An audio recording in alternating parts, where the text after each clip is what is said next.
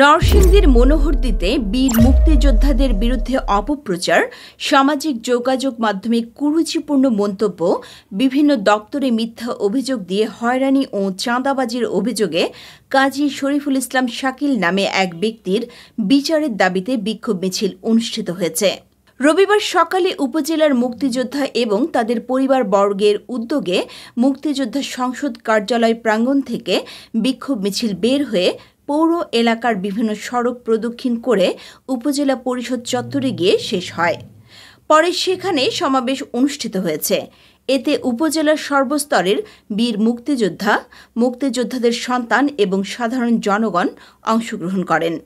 এ সময় বক্তব্য রাখেন উপজেলা মুক্তিযোদ্ধা সংসদের সাবেক কমান্ডার মতিউর রহমান তারা, মুজিবুর রহমান মাস্টার, সাবেক ডেপুটি কমান্ডার কফিল উদ্দিন, শফিউদ্দিন প্রমুখ।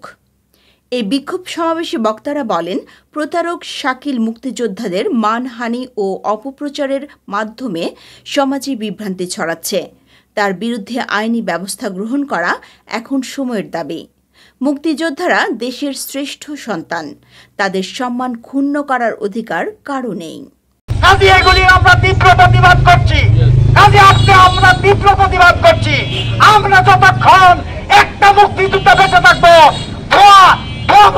সংবাদ পরিবেশন করলে আমরা তার প্রতিবাদ করব আর আমরা বিচার চাবো।